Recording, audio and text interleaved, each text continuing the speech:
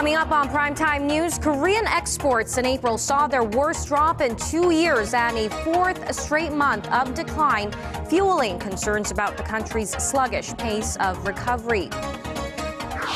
A panel on North Korea's human rights quickly became chaotic when a North Korean diplomat disrupted the proceedings by reading a statement of protest. And Tourism Week begins here in Korea, offering a wide range of travel-related promotions with the final goal of boosting the domestic tourism industry. Stay tuned for these stories and more.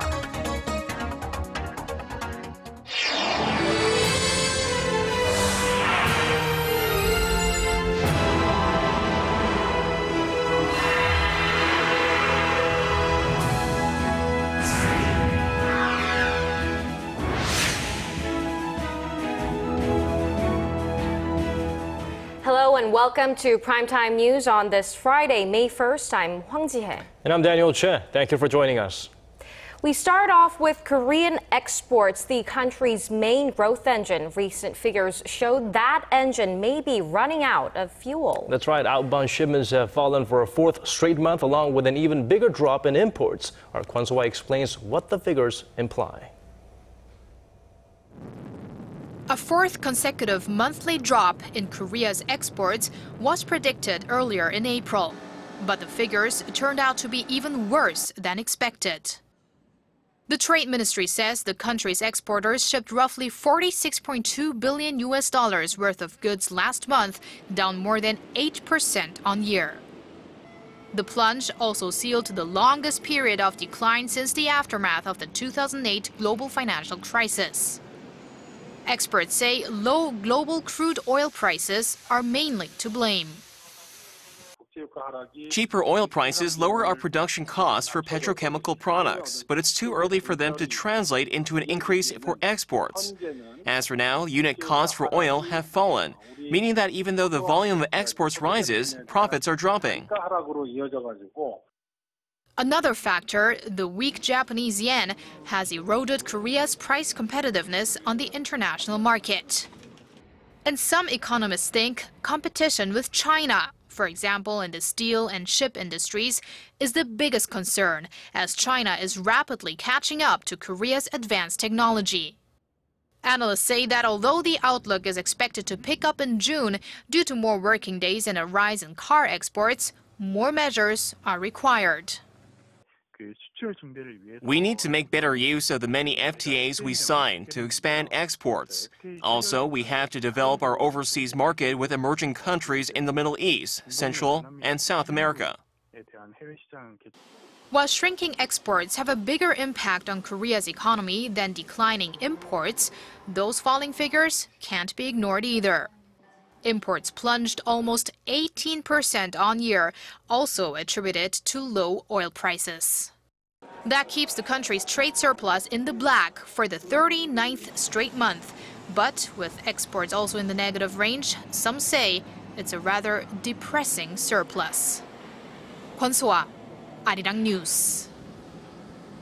And Korea's consumer prices rose in the 0% range for a fifth straight month in April, raising concerns that the country might be falling into a deflationary trap. Statistics Korea says consumer prices edged up a mere 0.4% on year last month, unchanged from the month before when it recorded the slowest growth in 16 years. The drop mainly came from low global oil prices that drove down prices of petroleum products by over 20% last month. When factoring out the recent cigarette price hike, consumer prices have actually been dropping for 3 months in a row. A North Korean diplomat caused quite a stir at a UN headquarters in New York on Thursday, angrily rejecting a defector's testimony on human rights with his own version of events. Our Son Jung-in takes us to that disturbing scene. North Korean defector Joseph Kim had just finished talking about his childhood poverty and his father's death from starvation when Lee Sung-chul, a North Korean diplomat, unexpectedly started reading a prepared statement. He described defectors as traitors and criticized America's hypocrisy on human rights. The panel's moderator asked the diplomat to stop, saying he would get his turn later. How long is this speech going to go on? Because I will give you a chance to speak, but we have a proceeding to follow. But Ri kept on reading until the U.S. ambassador to the UN, Samantha Power, put a stop to the impromptu speech. Every day we hear the human rights violence cases in radio and televisions. These #1 leads are just a bit of icebergs among the human rights violations committed in the U.S. every day. Please shut the mic down since this is not an authorized presentation. If we could ask the acoustic people. The act of racial please ensure that the microphone is not live. While he was reading, defectors in the audience stood up and started shouting at Lee in an attempt to protest against and drown out his statement. Power warned that UN security would be called to remove the North Korean delegation if they continued. The chaos lasted a few more minutes until another defector began his testimony and the North Korean delegation walked out of the room. 손정인, Arirang News. Staying on the reclusive regime, a U.S. civic group has released satellite images of North Korea that appears to show a public execution there. Radio Free Asia reported Thursday that the Washington-based Committee for Human Rights in North Korea made public its analysis report on the photos that were taken last October from above a military training area located near Pyongyang. Analysts identified 6 anti-aircraft machine guns lined up across from some blurry objects with distinct shadows that appear to be people, also lined up side by side on a firing range. Whatever or whoever was in the images was no longer there in another picture taken 9 days later. The committee says the most plausible explanation is that a public execution had taken place there. Now, most South Koreans have never traveled across the border into North Korea, but this year, the 70th anniversary of Korea's liberation from Japan and the separation of the two Koreas, Seoul wants to change that. Our Hwang Ji-hye reports on the South Korean plans to gradually increase inter-Korean civilian exchanges. After 70 years of division, it's time for more cooperation between the two Koreas. That's what Seoul's Unification Ministry said on Friday as it announced a plan to boost civilian exchange programs like cross-border sports matches and cultural activities. The ministry said it will provide more funding for joint humanitarian projects and broaden eligibility rules so that more private groups can participate. Under the new program, South Korean journalists would also be permitted to travel north to cover those programs and special events. Inter-Korean exchanges have been on hold since 2010, when a North Korean torpedo attack on a South Korean warship led to strong sanctions against the North. The ministry said this new round of exchanges will help restore national unity and pave the way for improving foster relations between the two Koreas, especially now that a joint military drill between Seoul and Washington has come to an end. But the ball remains in North Korea's court, and there's no predicting how Pyongyang will respond to Seoul's cooperative overtures. Some experts believe North Korea won't be interested until more lucrative joint projects like tourism to North Korea's Mount Kumgang Resort are on the table. Hwang Ji-hye, Arirang News. After weeks of intrigue and speculation about will he or won't he, we now know that North Korean leader Kim Jongun will not be attending a ceremony in Moscow next week marking the 70th anniversary of the Soviet victory over Nazi Germany in World War II. The Russian government had earlier said Kim would be there, so it begs the question, why was this apparently scheduled trip scrapped? Some experts on North Korea have their own theories, as our Na Hyung-kyung reports. Pyongyang likes to keep its leaders' planned overseas visits quiet, says Georgi Toloreya, a North Korea expert and professor at Moscow State Institute of International Relations. In an interview with Seoul-based Yonhap News, he added North Korea-China relations are not at their best right now, but given their history and their strong alliance in the past, Kim Jong-un might not have wanted to make things worse by meeting the Chinese leader for the first time in a third country. In an interview with a Russian news agency, Andrei Lankov, another North Korea expert, said Kim probably wanted to avoid meeting with several state leaders at once. Citing the fact that the young leader has not met any heads of state since taking power in 2011, Lankov said it would have been strange for him to make the trip in the first place. Alexander Zebin of Russia's Institute of Far Eastern Studies told the Interfax news agency that Kim would have wanted to avoid pressure from Russian President Vladimir Putin, who would urge Pyongyang to give up its ballistic missile programs. Noting that this year marks the 70th anniversary of the foundation of North Korea's ruling Workers' Party, Zebin says Kim will want to impress his people by boasting about the country's missile and satellite technology. Whatever the cause, Kim's cancellation is viewed by many as a serious diplomatic discourtesy, and some watchers say this could have a negative effect on Pyongyang-Moscow ties, which have been improving in recent months. 나현경, Arirang News. Let's move on to Seoul Tokyo relations.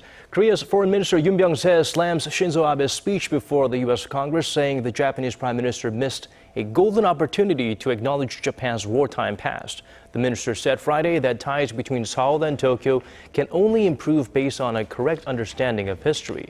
Abe sidestepped an apology for Japan's sexual enslavement of women from Korea and many other nations during his speech. And on the new defense cooperation pact between the U.S. and Japan, Yoon assured that it's impossible for Japanese forces to enter Korean territory without Seoul's prior consent. The agreement allows Tokyo's self-defense forces a broader role in aiding the U.S. military.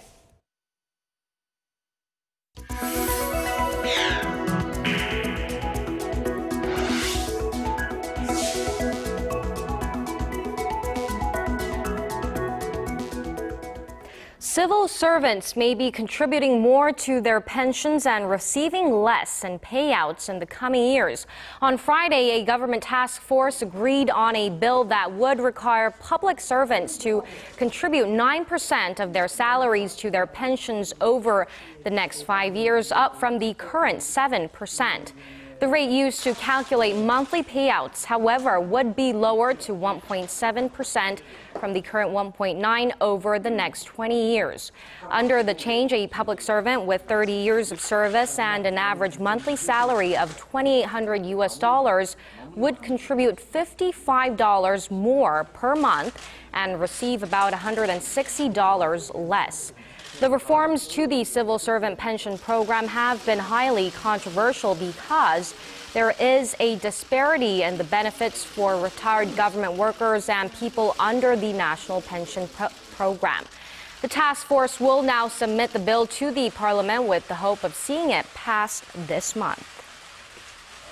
Over on the bribery scandal, Korea's presidential chief of staff Lee Byung-gi says he will resign if any of the recent bribery allegations against him are found to be true. This was in response to opposition lawmakers who called for him to step down at a National Assembly session today. He said just because his name was on the so-called Seongwanjong list does not mean he accepted money.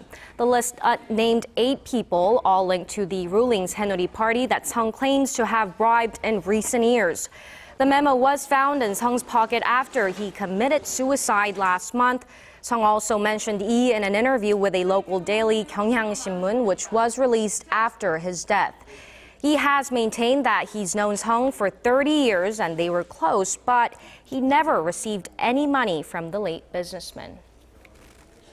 Moving on to the tech realm, LG Electronics plans to increase its hold on the global TV market by offering new models customized to emerging regions. For example, for African consumers, the company has developed the Battery TV Plus, which stays on for 90 minutes after blackouts, which occur quite often in the region. Indian customers will be able to buy a TV with improved sound features, all the better for playing popular Bollywood movies and musicals. Latin Americans known for being football lovers may appreciate TVs with automatic recording systems and an arena mode, which will make the pitch look even greener. These new models will be released in the second half of 2015, part of LG's efforts to recover from an operating loss in the first quarter of the year.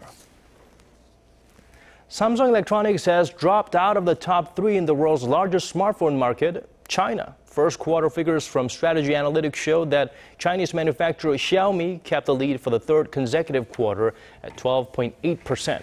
Apple's large-screen iPhone 6 Plus models helped propel the company to 2nd place at 12.3%. And Huawei snatched 3rd place from Samsung at 10.2%. Samsung's 4th place share was not specified, but it's betting that its new flagship phones will help the company regain a top 3 standing in the Chinese market in the second quarter. Despite the setback in China, Samsung did surpass Apple to take the lead in global smartphone sales in the first quarter of 2015. The Korean government has kicked off a 2-week-long event designed to encourage domestic travel. That's right. And according to our Connie Kim, there are plenty of reasons to take advantage of this special travel period. This Buddhist temple in central Seoul is an ideal spot to escape hectic city life. And many of these visitors are spending the night participating in a temple stay program that's part of Korea's Spring Tourism Week. They'll meditate, get up at dawn, and try traditional slow food to get a sense of a Buddhist monk's daily life. I had lived in Japan for a long time and it was hard for me to travel around Korea. I came across this promotion for a temple stay program and thought it would be a great chance to spend time with my daughter experiencing something completely different. With a discounted price of just 10,000 won, or a little over $10 US, the 2-day program is fully booked during this special travel period. This is just one of many Tourism Week festivals and events. Local governments and over 3,000 businesses are offering a variety of travel-related discounts and promotions. This first Tourism Week takes place between May 1st and May 14th, with a second scheduled between October 19th to November 1st. Both are part of the government's push to increase domestic travel on either end of the peak summer season. Last year, travelers spent nearly $830 million during the inaugural Tourism Week. The Korea Tourism Association expects that figure to jump 20% this year. But some industry insiders say one-time incentives aren't enough to grow travel and spending in the long term. Nationwide participation needs to be facilitated. Schools need to implement systems so that students can go on early vacations. And most importantly, we need to change corporate culture so workers can participate in the tourism weeks as well. Experts also point out the need to develop Korean destinations so they can attract repeat travelers, especially if the government wants to achieve its target of expanding the domestic tourism market to $27 billion by 2017. Connie Kim, Arirang News.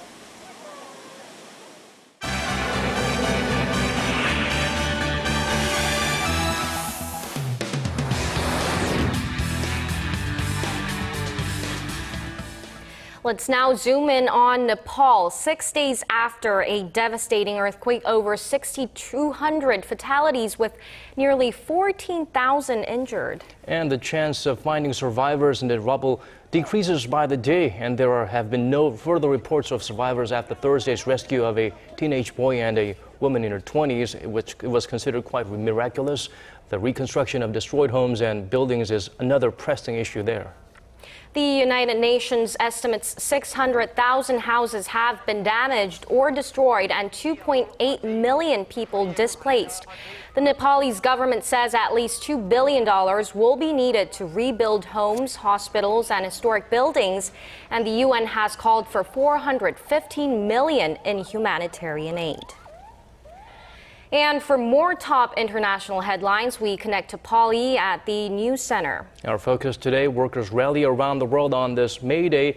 Fresh protests erupt in the U.S., city of Baltimore. And of course, we focus on this man. He's supposed to be the real-life version of Tony Stark or Iron Man in the movies, or Robert Downey Jr., Elon Musk. He shows off his latest game-changing venture.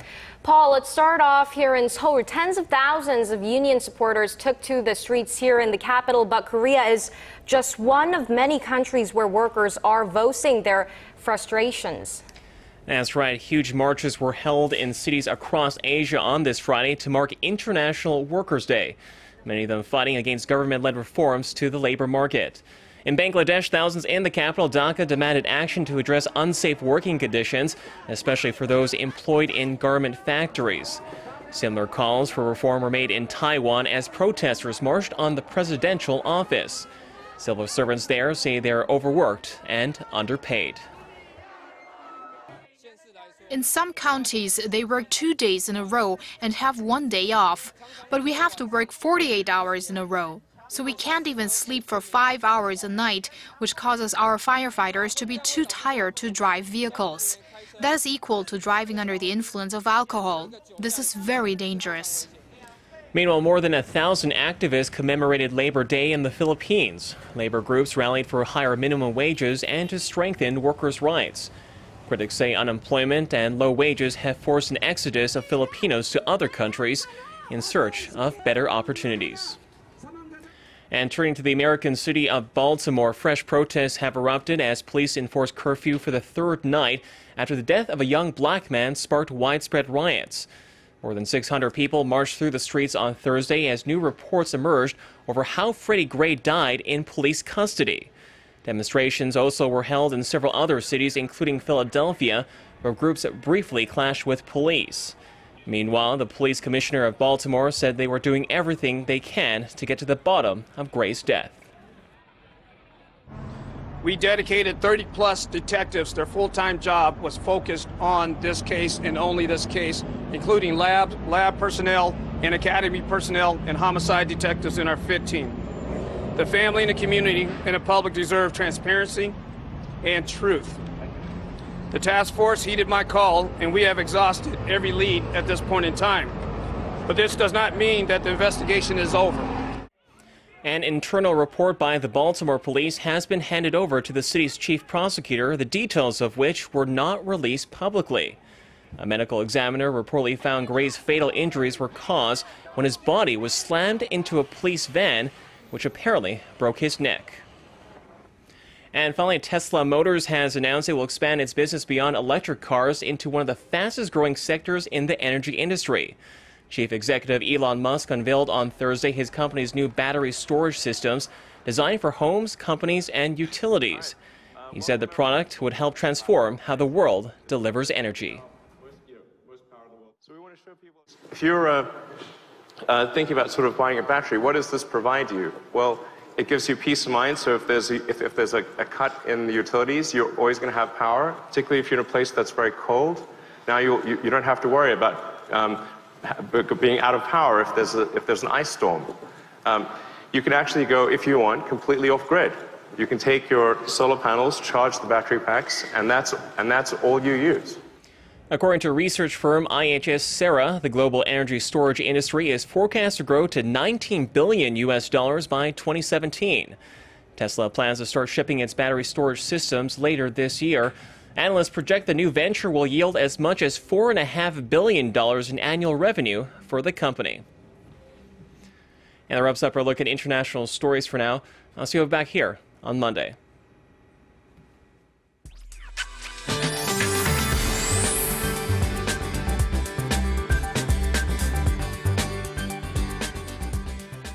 The first day of May kicked off under summery conditions today, but we have rain on the way nationwide to cool things down a bit starting tomorrow evening and continuing through Sunday early hours. And the capital will start to see rain tomorrow evening, but will hopefully let up before 9 a.m. on Sunday morning, and the sun should come out starting around the middle of the day.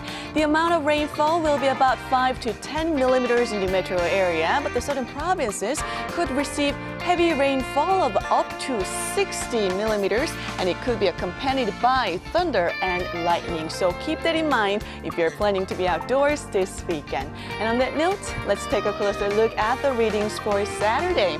The high in Seoul and Gwangju will get up to 26, and Daegu will see a high soaring to 30 tomorrow, while Busan hits 21. And as for the other regions, it seems like Daejeon and Jeju Island will see a high of 27 and 22, while Tokdo rises to 23. Well, that's Korea for you, and here's a look at the weather conditions around the globe.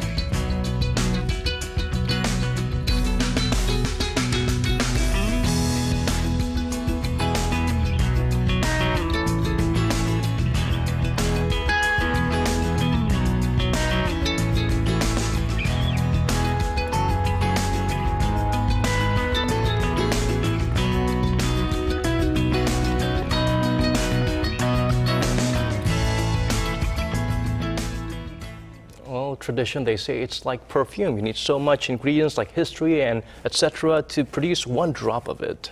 Well, that's the end of our newscast for this week. Have a great weekend. This has been Daniel Choy. And I'm Hwang Ji-hye. We'll see you back here again next week. Good night.